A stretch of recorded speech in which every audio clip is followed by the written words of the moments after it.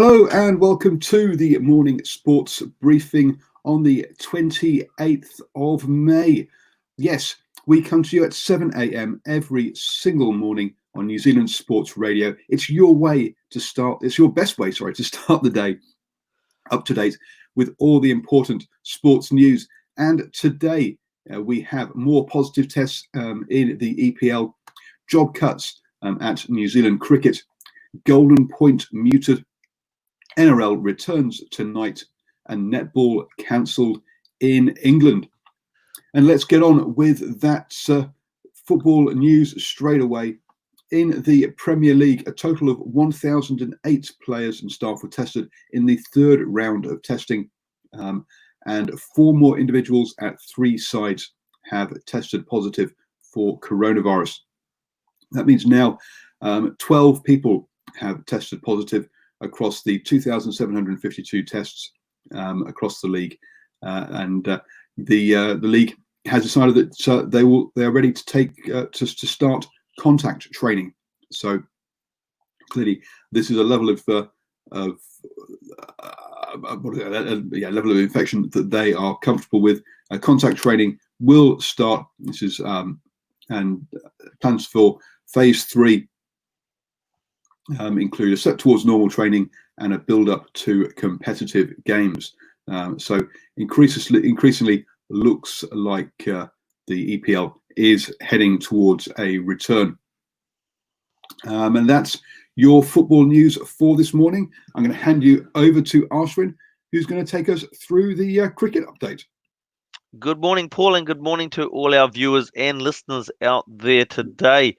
As mentioned in the headlines, job cuts at New Zealand cricket. So New Zealand cricket is looking to cut its workforce by 10 to 15%, as well as making savings of over $6 million in operational costs.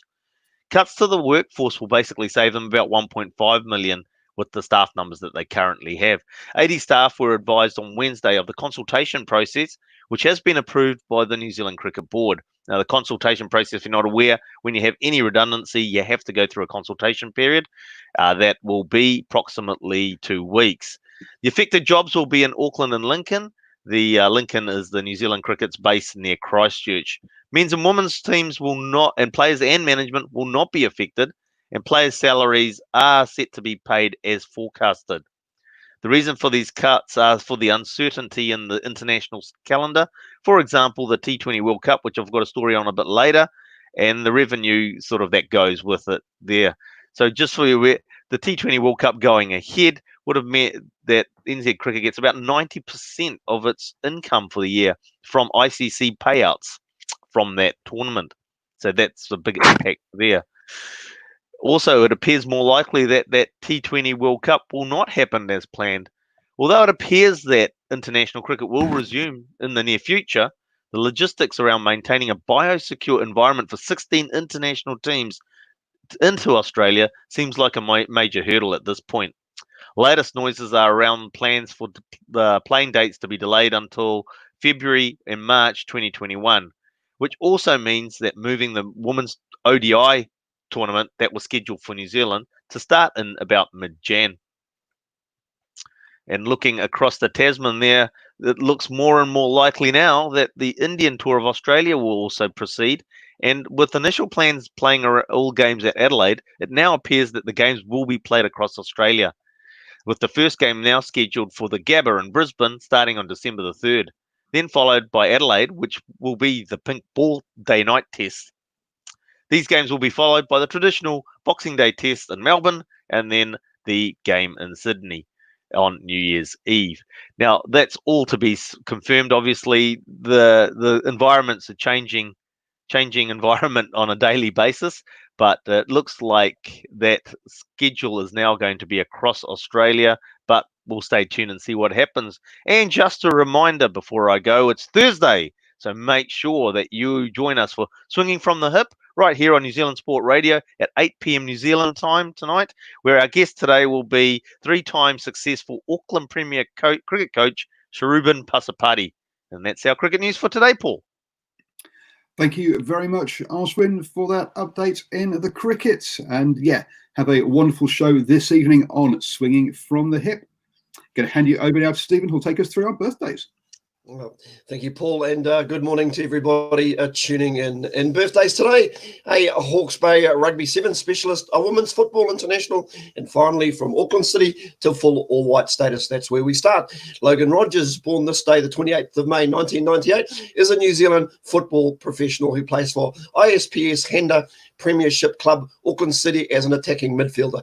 Rogerson has represented New Zealand at under-17s, under-23, and at full senior international level. He was part of the New Zealand national under-23 football team that participated in the 2015 Pacific Games, which doubled as qualification at the 2016 Summer Olympics. Rogerson, who turns 22 today, made his full New Zealand debut in a friendly against Oman in 2015.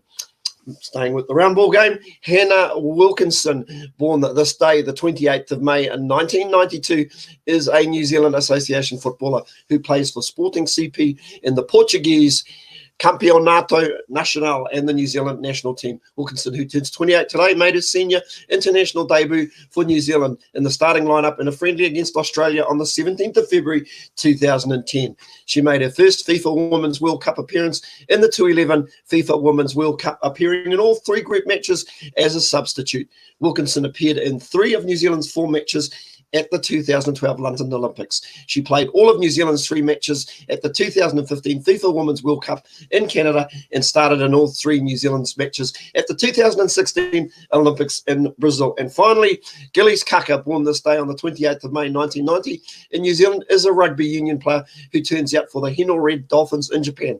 Kaka played for the New Zealand Rugby Sevens at the 2014 Commonwealth Games, where he was part of a New Zealand squad that took out the gold medal. Kaka, who celebrates his 30th birthday today, played for Hawke's Bay in provincial rugby before becoming a full-time New Zealand National Rugby Sevens player. Of Māori descent, Kaka affiliates to Ngāti Kahungunu and Te Arawa.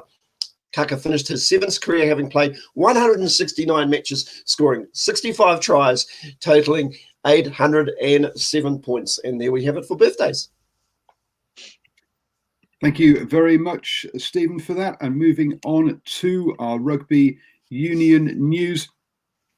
And Braden Ennor has re-signed for the Crusaders through till 2023 and also for New Zealand Rugby. It hasn't been clear as to which province he may or may not have signed for as well.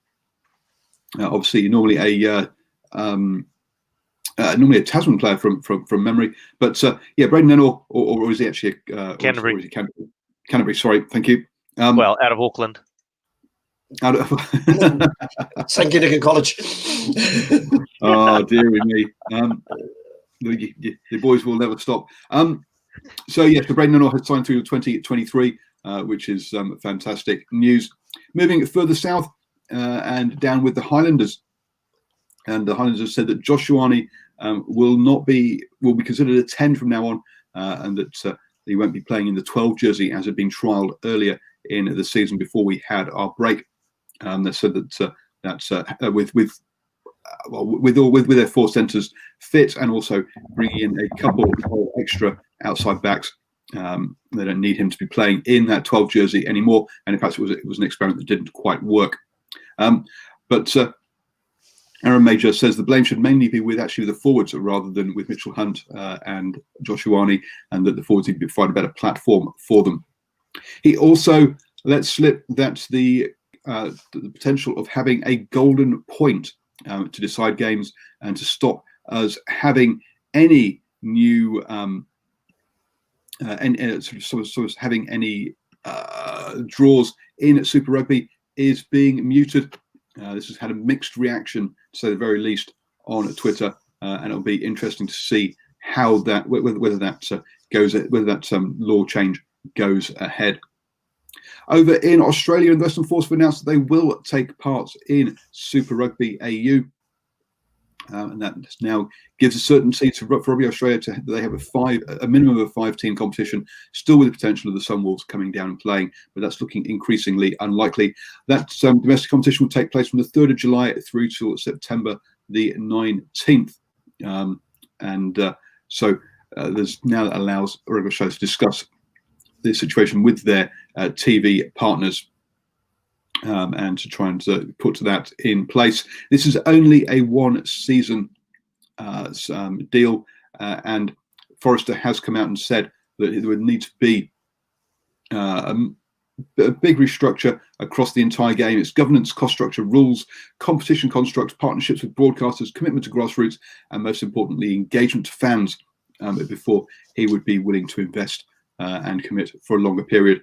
And he said, look, global rugby has been created to showcase what the code could be. And that brings you up to date with our our rugby news, and I'll hand you over to Stephen, who will take us through our rugby league update. Well, it's the day that all NRL league fans have been waiting for. It's the Broncos versus the Eels in the first match of the revived season, which sees the Parramatta Eels make the trip over the border to face fellow unbeaten side, the Brisbane Broncos, at the Suncorp Stadium this evening. The blue and gold could not have been more impressive in its last outing before the suspension of the season, thrashing the Titans on the Gold Coast 46-6 to sit on top of the table after 2 rounds. Even more impressive were the Brisbane Broncos, which first defeated the Cowboys 28-21 in Townsville before edging out the Rabbitohs 22-18 in a thriller at Suncorp Stadium. This will be the first time the two sides face each other since last year's elimination final, in which the Eels handed the Broncos their worst ever defeat with a 58-0 humiliation at Bankwest Stadium.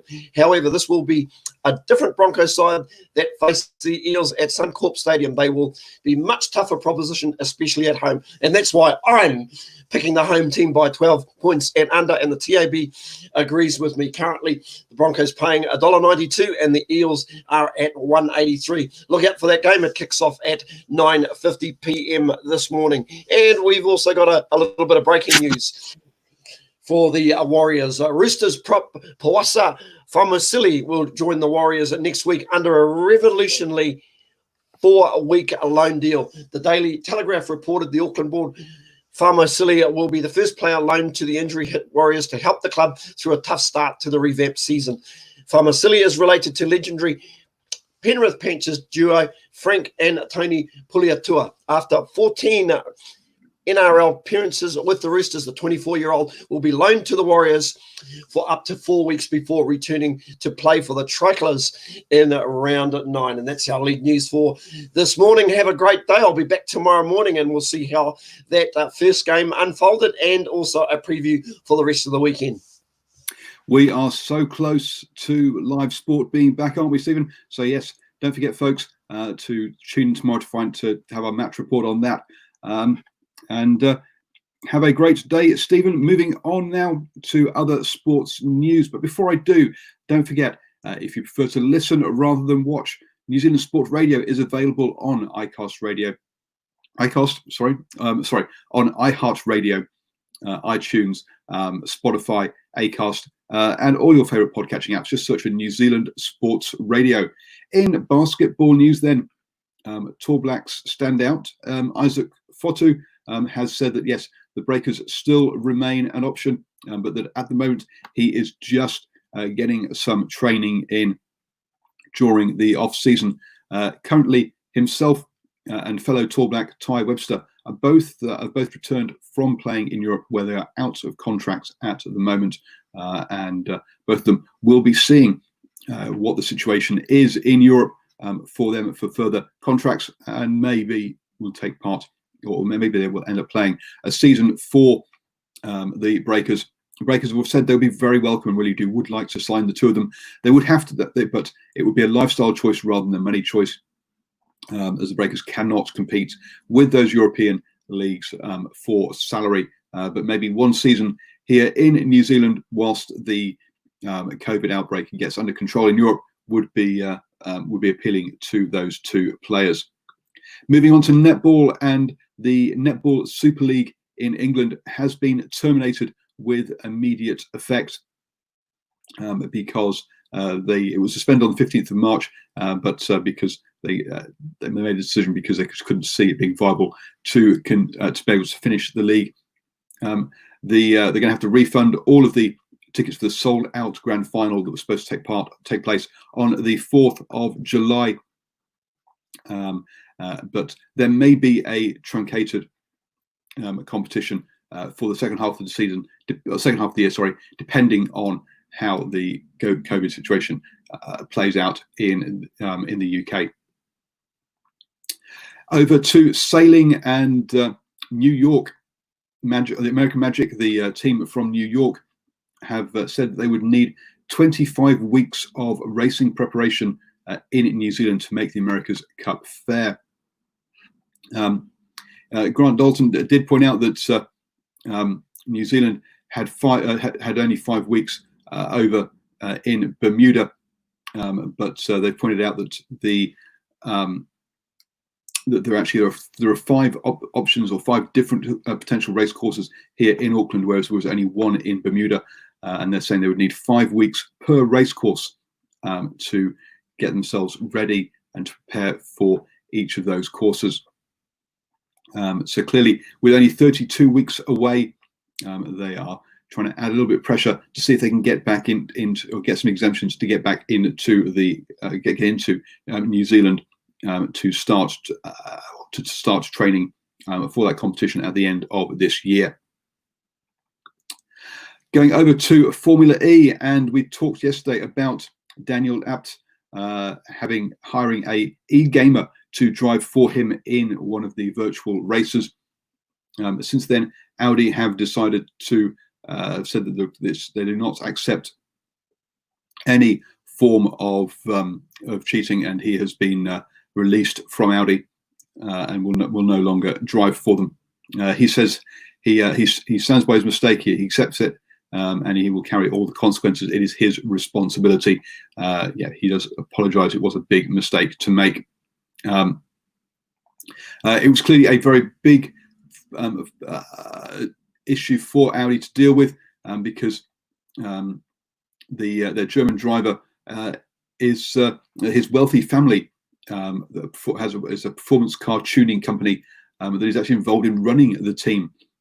So clearly,